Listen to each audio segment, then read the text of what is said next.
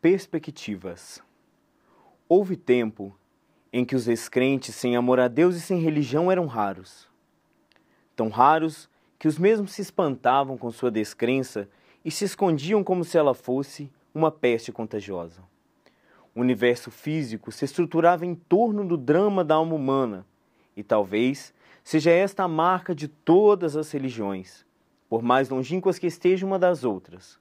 O esforço para pensar a realidade toda a partir da exigência de que a vida faça sentido. Mas alguma coisa ocorreu. Quebrou-se o encanto. O céu, morada de Deus e de seus santos, ficou de repente vazio.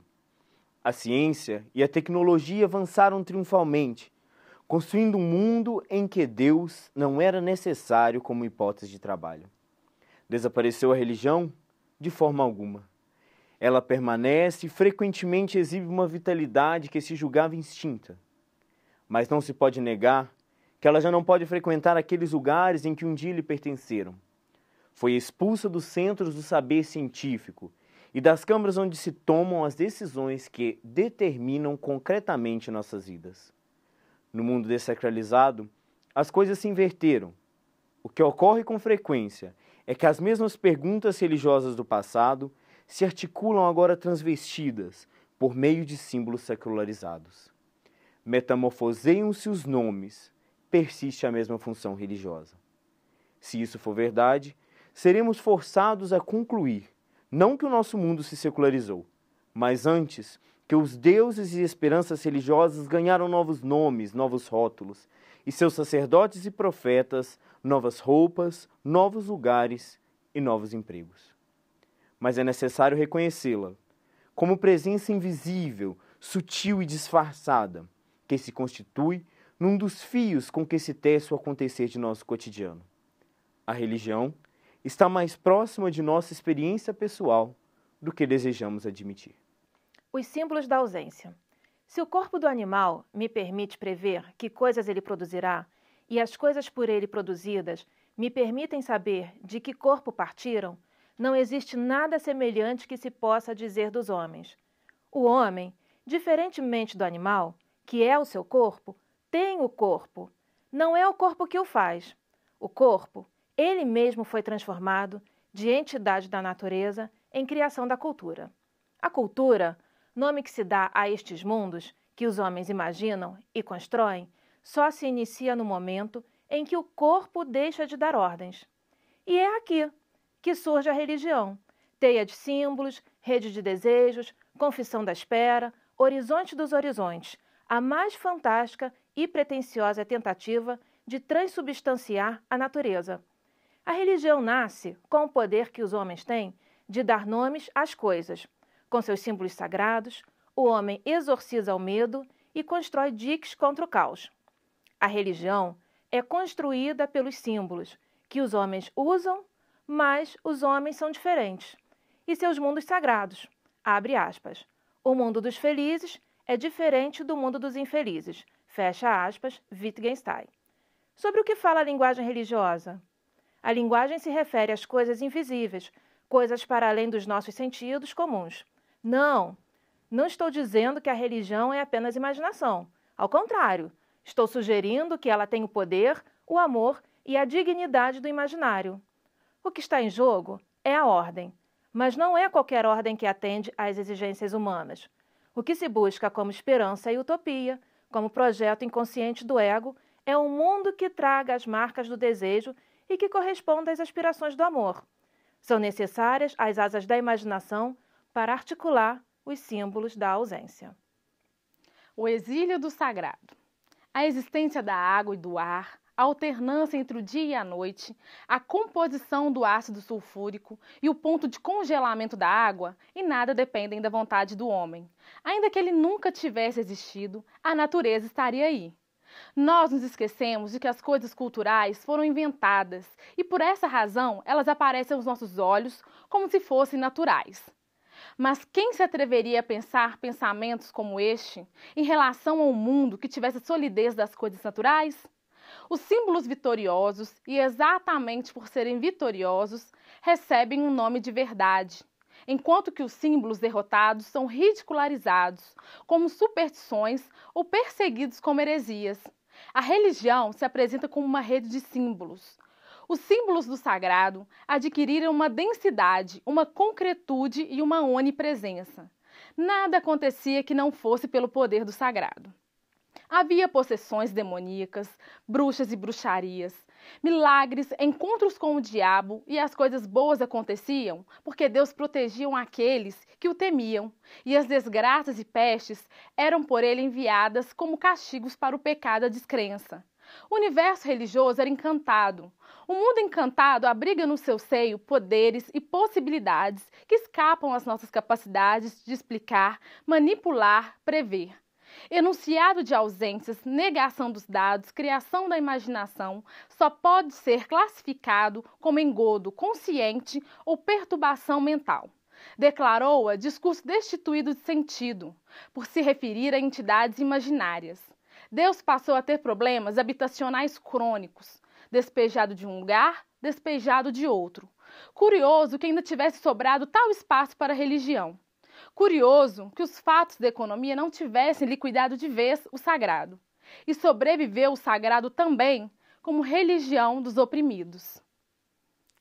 A coisa que nunca mente. Coisas. As coisas no mundo dos homens. Há dois tipos de coisas. Primeiro, as coisas que significam outras. São as coisas símbolos. Exemplo, uma aliança significa casamento, mas eu posso usar a aliança na mão esquerda e não ser casada. Então surge a pergunta sobre sua verdade ou falsidade. Segundo, as coisas que não significam outras. São elas mesmas, não apontam para nada. Exemplo, a flor.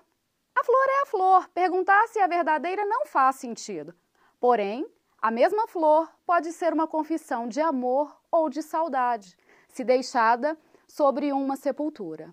Logo, as coisas que nada significam podem se transformadas em símbolos, como se fossem palavras. As palavras são coisas, símbolo por excelência. Por isso, há aqueles que constroem coisas usando palavras. Na Idade Média, os filósofos, de dentro de sua perspectiva religiosa, desejavam ver mensagens escritas nos céus. Agora, são os empiristas, positivistas, que insistem em interpretar a religião apenas como um texto e não como coisa. Mas a religião existe, é um sistema de fatos e dados. É uma realidade com uma imensa variedade de ritos e mitos. As religiões, sem exceção alguma, estabelecem uma divisão bipartida do universo inteiro em coisas profanas e seculares e coisas sagradas. O mundo profano é o círculo das atitudes utilitárias, onde não existe coisa alguma permanente. Tudo se torna descartável e o individualismo avança. Já no círculo sagrado, tudo se transforma, ligados por laços de profunda reverência e respeito. A pessoa é inferior, o sagrado é superior, e por isso objeto de adoração. O sagrado é o centro do mundo, a origem da ordem, a fonte das normas, a garantia da harmonia.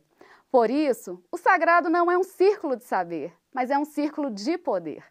Onde estiver a sociedade, ali estarão os deuses e as experiências sagradas.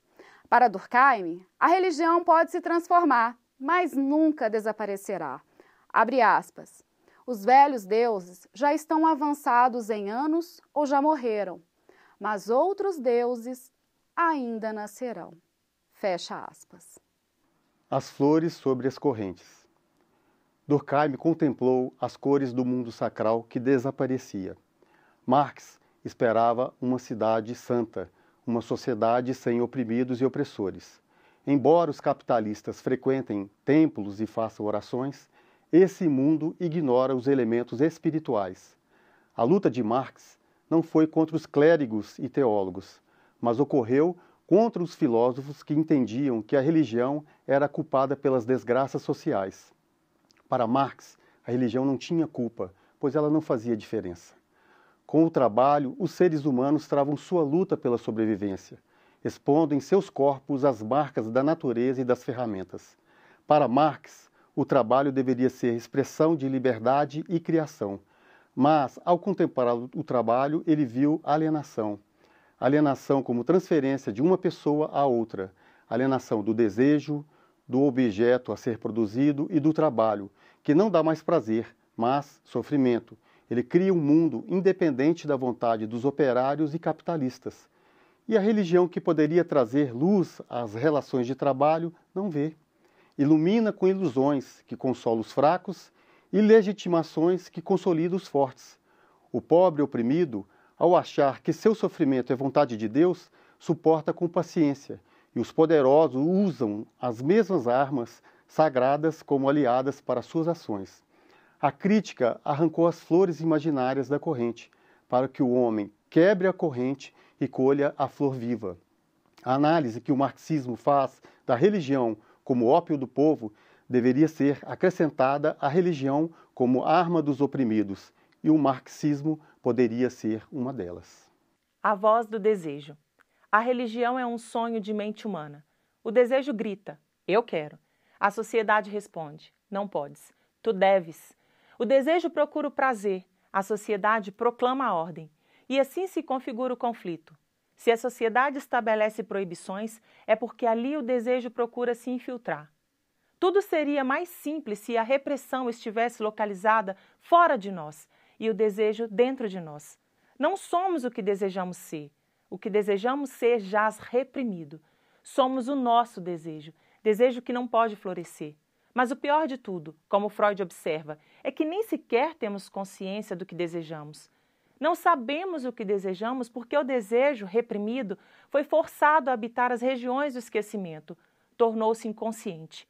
Acontece que o desejo é indestrutível e lá, do esquecimento em que se encontra, ele não cessa de enviar mensagens cifradas. E elas aparecem como sintomas neuróticos, como lapsos e equívocos como sonhos. Os sonhos são a voz do desejo e é aqui que nasce a religião, como mensagem do desejo, expressão de nostalgia, esperança de prazer. Religiões são ilusões, realizações dos mais velhos, mais fortes, mais urgentes desejos da humanidade. Se elas são fortes, é porque os desejos que elas representam o são. É o homem que fala das profundezas do seu ser, numa linguagem que nem ele mesmo entende. A despeito disto, fala sempre a verdade, porque diz dos seus segredos de amor e anuncia que poderia fazê-lo feliz. A religião é um sonho, mas nos sonhos não nos encontramos nem no vazio, como pensava o empiricismo, e nem nos céus, como afirmavam os teólogos, mas na terra, no reino da realidade. Espelho, é isto. A linguagem religiosa é um espelho em que se reflete aquilo que mais amamos, nossa própria essência. Só poderei reconhecer-me na imagem do espelho se souber que não existe ninguém lá dentro. Só poderei reconhecer-me em minhas ideias de Deus se souber que não existe Deus algum. Sou eu, o único absoluto. O Deus dos oprimidos. Séculos antes de Cristo, surgiu na Palestina uma estirpe de religiosos que se dedicavam a ver, a compreender e a denunciar as injustiças praticadas contra os oprimidos. Para eles, a vontade de Deus estava ligada à ética e à aplicação da justiça e da misericórdia. Os profetas compreendiam que as relações entre os homens e Deus dependiam das relações entre os homens e seus semelhantes. Portanto, eles eram os porta-vozes dos desgraçados. O Estado crescia e centralizava o poder nas mãos de poucos, enquanto a classe sacerdotal cobria essa opressão com a aura da aprovação divina. A mensagem dos profetas denunciava tanto os abusos do poder estatal quanto os abusos da religião institucionalizada. Os poderosos odiavam os profetas e, para calar a sua denúncia, os perseguiram e mataram. Desse modo, a memória dos oprimidos se perdeu, pois são os poderosos que escrevem a história. Mas, com o desenvolvimento da ciência histórica, foram recuperados os fragmentos da história dos oprimidos. O desenvolvimento da arte da interpretação possibilitou encontrar no discurso dos vencedores a verdade dos derrotados. Os fortes não querem mudanças. Eles querem manter o status quo do presente, a riqueza pela vontade de Deus, a pobreza pela vontade de Deus. São os pobres e oprimidos que desejam mudar o presente e instaurar um novo futuro. A religião é o ópio do povo? Pode até ser, mas não entre os profetas e os mártires, pois ali Deus é o protesto e o poder dos oprimidos. A aposta. Teremos de ouvir a voz da religião, ainda que ela esteja mais próxima da poesia do que da ciência. Abandonar nossas certezas para ver como o mundo se configura na visão de outra pessoa. E é isso que teremos que fazer agora, pedindo que o silêncio do cientista que nos habita, a fim de permitir que fale talvez um pedaço de nós mesmos. A ciência nos coloca num mundo glacial e mecânico, matematicamente preciso e tecnicamente manipulável, mas vazio de significações humanas e indiferente ao nosso amor. Bem dizia Max Weber que a dura lição que aprendemos da ciência é que o sentido da vida não pode ser encontrado ao fim de uma análise científica, por mais completa que ela seja. O sentido da vida é algo que se experimenta emocionalmente, sem que se saiba explicar ou justificar. O escândalo começa quando a religião ousa transformar tal sentimento interior e subjetivo numa hipótese acerca do universo. Afirmar que a vida tem um sentido é propor a fantástica hipótese que o universo vibra com os nossos sentimentos, sofre com a dor dos torturados, chora com a lágrima dos abandonados, sorri com as crianças que brincam. A morte é aquela presença que, vez ou outra, roça em nós o seu dedo e nos pergunta: apesar de mim, crê ainda que a vida faz sentido? Pense no que você faria se fosse dito que você só tem apenas 3 meses de vida. Como o trapezista que tem de se lançar sobre o abismo, abandonando todos os pontos de apoio, a alma religiosa tem de se lançar também sobre o abismo, na direção das evidências do sentimento, da voz do amor, das sugestões da esperança. Trata-se de uma aposta apaixonada, e o que é lançado sobre a mesa das incertezas e das esperanças é a vida inteira. Você, perplexo, em busca de uma certeza final, perguntaria: mas e Deus existe? A vida tem sentido? O universo tem uma face? A morte é minha irmã? Ao que a alma religiosa só poderia responder: não sei, mas eu desejo ardentemente que assim seja, e me lanço inteira, porque é mais belo o risco ao lado da esperança do que a certeza ao lado do universo frio e sem sentido.